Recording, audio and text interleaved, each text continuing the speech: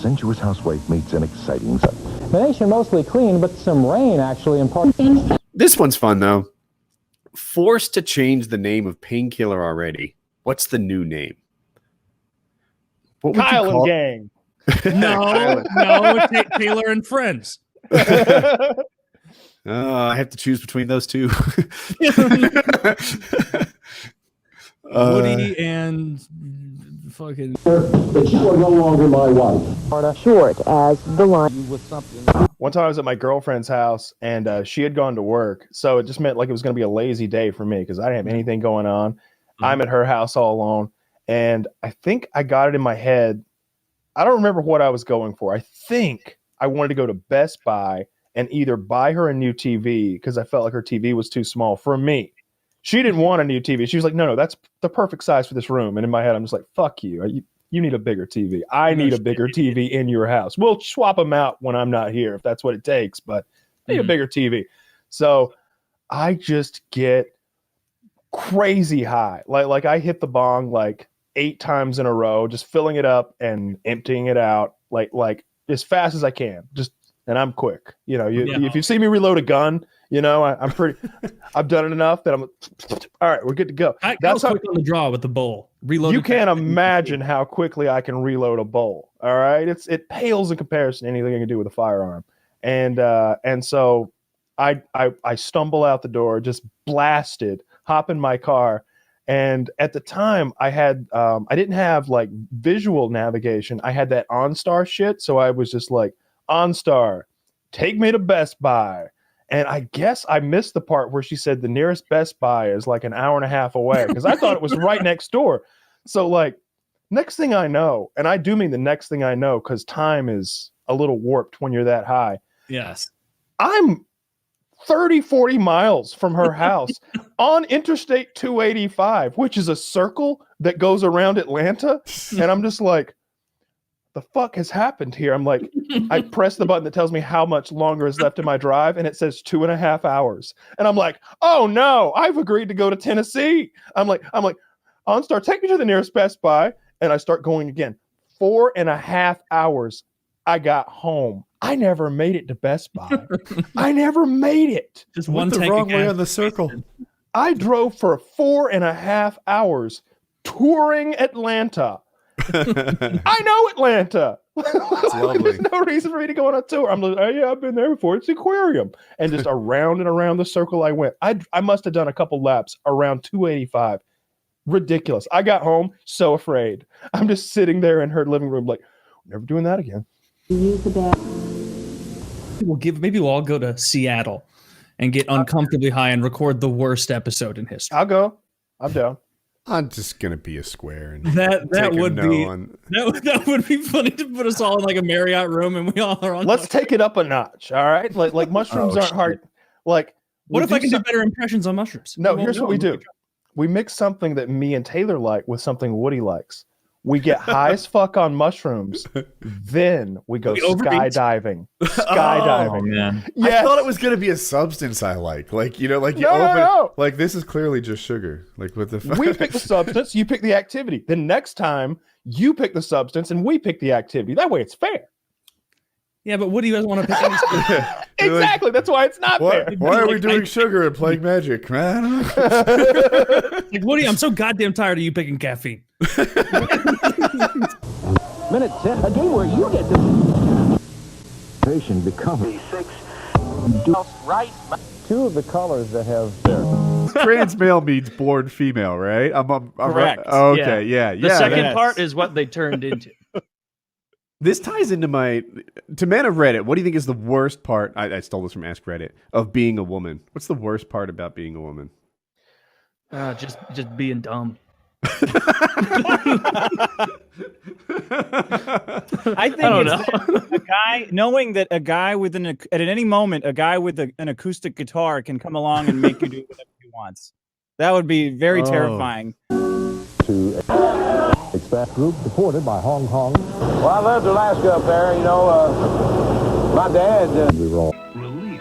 You level being and it is virtually That's so dumb. It's putting me in a self-defense situation. You don't want to die of cold. Toll free. And it just reminded me of you and how happy you're going to be. And I got a tear in my eye thinking about how my friend has finally found his soulmate and how they're going to be happy together. And it meant a lot to me. Well, God, it's hard to believe. Have you quoted Borat at all yet? But I did get married. If we want to talk about that. Have you quoted Borat? Have you quoted Borat at all yet? No, let's talk about Borat. No, I mean like seriously. Before you were like my wife, and I was like, no, my wife. Yeah, yeah. No, I haven't done that yet. She has never do it all the time. She'll love it. All of St. Louis. I think the listeners are dying to hear about Taylor's wedding. Yeah. I'm dying to hear. Tell us, what do you want to say? Basically, everything went super well. The wedding itself, for the actual ceremony, we tried to take all the things we didn't like about other people's weddings, which was namely having to go and combine them into yours. Combine them. Well, my dad's side of the family is Catholic, and if you've ever gone to a Catholic wedding, it takes fucking forever. There's so many readings. There's so many. You're kneeling, you're standing, you're kneeling, you're standing. And we were doing it outside in June, and it's more humid in St. Louis than people might guess. And so we were like, all right, it's got to. She gave me a couple of the ceremonies to read through. And they all had the amount of time each one takes. It was 15 minutes, 14 minutes, 14 minutes, 13 minutes, 12 minutes. I grabbed the 12-minute one. It was that because I was dreading getting all doused in sweat. And so for the ceremony itself, we didn't invite anybody at all other than immediate family. No cousins, cousins would ask. And it's no, we're not opening the floodgates. It's just immediate family. So literally my brothers, my dad, my dad's wife, and then my grandparents. And my grandpa on my dad's side's dead, but my grandma isn't, so she was there. And then my wife's immediate family knocked it out in 12 minutes. And even before, when we proposed, later that night, or when I proposed later that night, we both got drunk, and we just were talking around who do we want to officiate our ceremony? And I have this very funny friend of mine who's one of my best friends, and I was like, that'd be a lark if we just had him do it and had him become a minister. And so I just drunk texted him that night and was want to officiate our wedding. And he was like, hell yeah, dude. And so we just had him do it. He became a minister and everything. And my wife, she wanted a little bit of religious stuff in there. And I'm like, I like that, throw God in there, makes it seem more serious. Read something from Corinthians.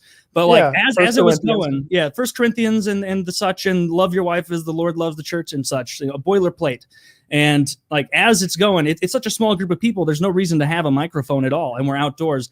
And this fucking horrible DJ was in the back, trying to get a mic to work for my buddy who was doing the officiating. And even in the beginning, I was like, hey, Matt, can you just talk loud enough? And he's like, yeah, this is easy as shit. And then as he was saying that, the mic turned on. I'm like, all right, we'll give it a go, I guess. So this idiot who just spent all this time setting it up.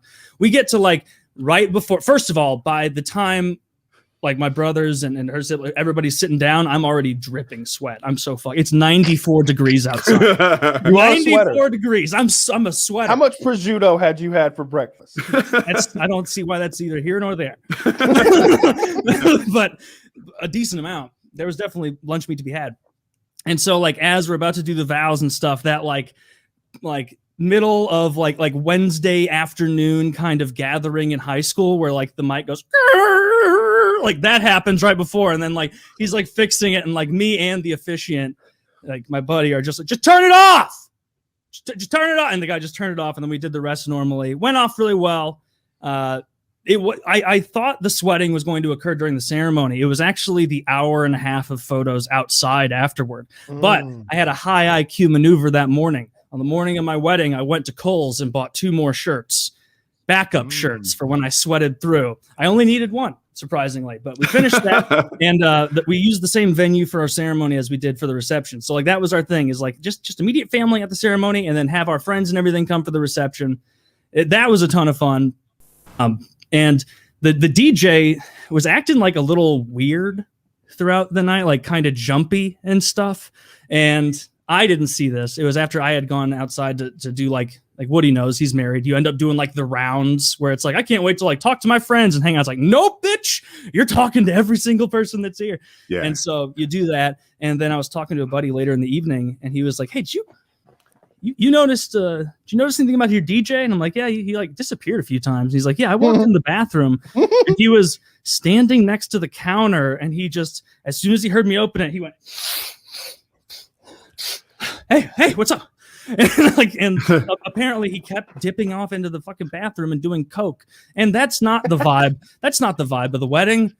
That's not the environment. Yes, it was. That's not the environment we're trying. Well, he's trying to make that the vibe, but that's not the environment we're trying to cultivate. It was him doing fucking cocaine in the bathroom, and he was all right, I suppose. All that went fine. Like the reception, everything, not that much else to say. It was great. We had a wonderful time. And then the honeymoon, we went to, we had one day off after the wedding, and then we headed to Jamaica for a week, which was a blast. And the whole time I was like, all right, I went to Jamaica like 8-9 years ago when my dad got remarried, and it was super easy to get weed. I hope it's that easy this time. Like, didn't know what to expect. And I like the porter, the guy that like carries your bags, like we get to the hotel or the resort rather, and he starts moving it all, and he starts telling me, he's like, you open up that pamphlet there, you can get yourself a free cigar down at the lounge. And I was like, a free cigar down at the lounge? You know, Joseph, I don't smoke cigars, but I smoke ganja. Can you help me with some ganja? And this was 4 minutes after we got there. And he's like, yeah, man, you just come up here. And I'm like, how much is it? And he's like, $50, $60, $70. And I'm like, which one though? Such a Jamaican leprechaun, by the way. Yeah, I can't do Jamaican. I'm doing my best. It's a hard one for me for some reason. But anyway, I tell him, and I'm like, how much is it? Like, do you guys do grams? Like, what is the amount? And he's like, I'm gonna level with you, man. Just give me like 50, 60, 70. I bring it back to you. And I was like, all right. So I gave him $70. He leaves, and every time that happens, I'm like, have I been taken for a fool? And then no, immediately he comes back, and it was like maybe a slight bit less than a quarter. Less than a quarter. So not too bad. But it was in like a fake pharmacy pack.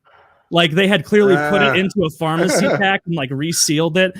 And like I don't know how they did it, but they did that. And it was like so clearly not pharmaceutical grade weed. There were seeds in it. But oh dear. And then like going around the resort, they're selling pieces, they're selling chillums and all like little stores. And so I just get one of those. And so the whole week I'm just grinding that up and smoking. And people apparently spreads like wildfire around there.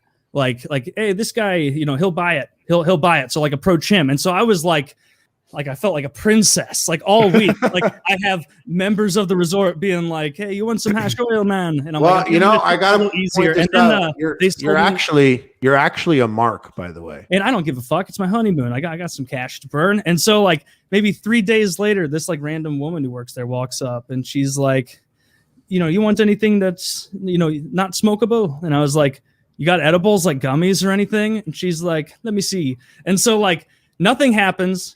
The rest of the day, I assume she forgot. It was like 8 a.m. the next day. I'm sitting drinking coffee on the balcony, looking at the ocean, like reading my Stormlight Archive book. And I just hear this Jamaican lady who's like looking up like, hey.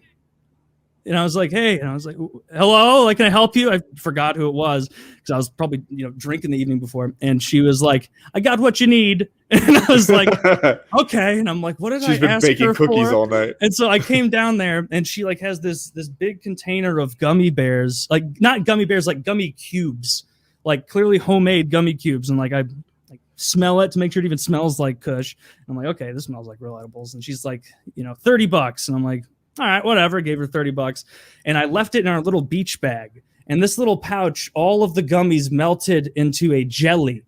And now there's no way to know how much you're having. And so like the next morning, like we were getting ready to go to breakfast or out to the beach, and I wanted to eat some edibles. Or I guess this was right after this, or no, the next morning after it had melted, and I was scooping it out. And like I was like eating it like an army ration with a spoon out of it. And I was just trying to eyeball like, oh, it tastes like just weed. Oh, it's just terrible. There's no flavor. And I just ate like half the bag. And maybe 30 minutes later, I'm like, damn it, this is probably nothing. And then I genuinely got pretty way higher than I thought I was going to eating those edibles. And so that was a win. That's how every edible story goes. Yeah, I was... I thought it was going to be a week of a lot more drinking, but once like the pot started flowing, it was like, this is kind of nice. I like that better actually. And they only have Red Stripe there, and Red Stripe tastes like shit. That's the beer. Tastes like shit. Yeah. And even when I was, and I had a mixed drink, I had one mixed drink the whole time on the first day. Like this table next to us, this nice couple were like, try a Bob Marley. And I'm like, okay. And I got one of those. And I'm like, there's like 3 shots of liquor, some heavy handed Jamaican guys trying to get me fucked up to get tips. And so I was like, this is risky. This is going to ruin my week. And so I just was drinking Red Stripe the whole time. But it was so fucking hot that after every like 11-ounce Red Stripe, you'd have to drink 20 ounces of water. And so getting drunk was an absolute chore. There. I like edible honeymoon there were better. so many evenings. Get a bottle of rum, dude. We did get a bottle of rum. My wife was like, I ordered the room service because it's obviously unlimited room service, and they restock your bar. And she's like, I ordered a bottle of vodka and a bottle of rum, and they don't tell you prices. She thought she was getting little airplane bottles to like put in the drinks. She bought a liter of rum and a liter of vodka. We barely touched it because how much were they? I have no idea yet. probably somewhere we didn't open the rum and $300. Yeah, we didn't open the rum, and so she brought it home. She had one vodka drink, and that was it.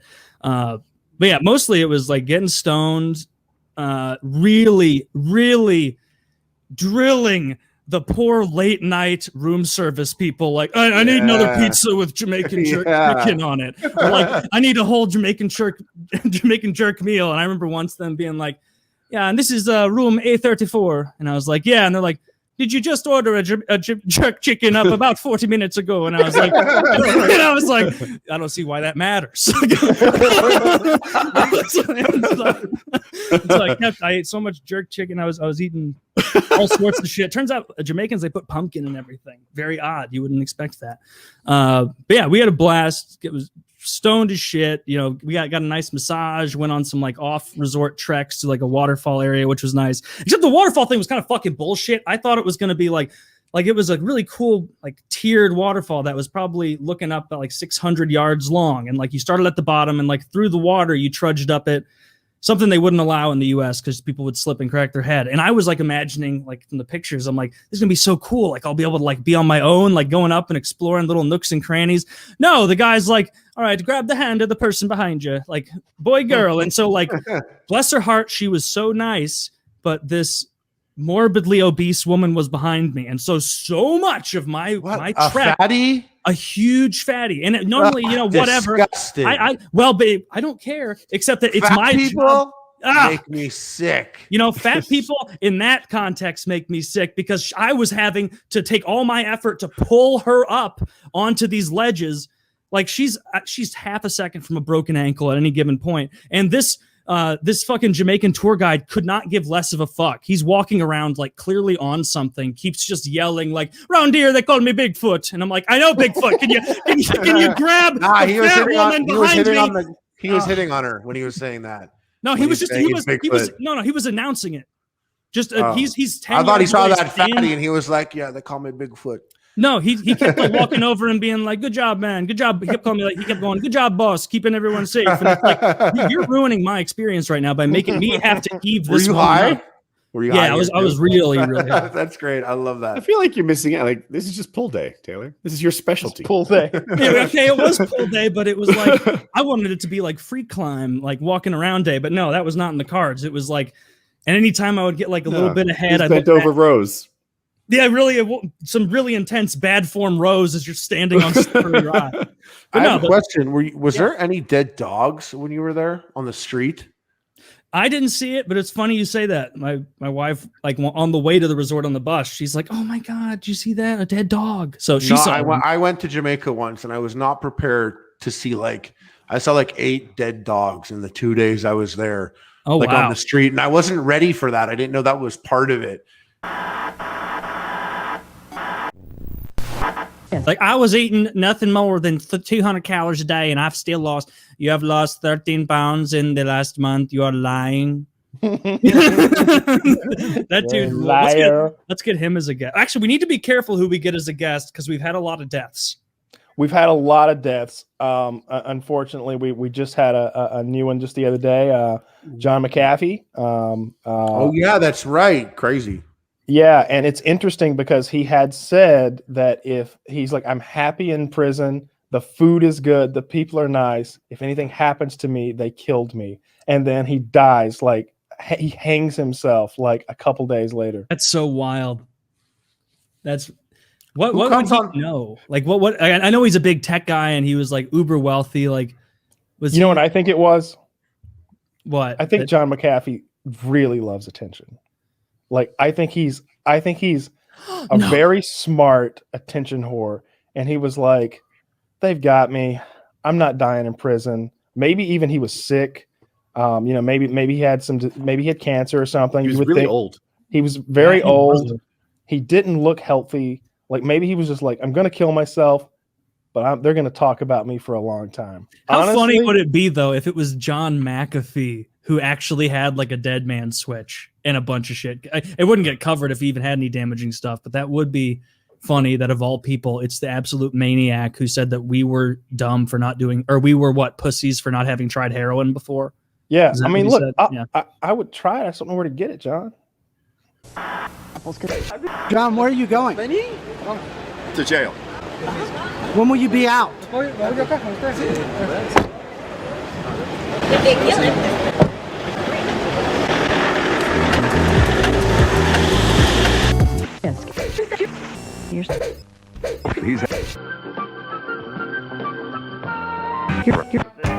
Nothing comes between me and my masters. What is it, Father? These footprints were made by the Flying Monkey Men.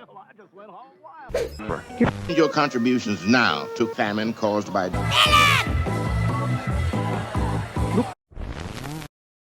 Capitalism. That's right, Nick. Capitalism. You little snickle friend. I love this stuff. Yeah.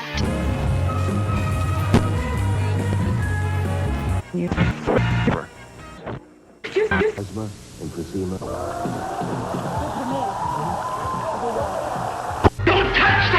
The villains themselves were ultimately responsible for much of the popularity. Stop relaxing.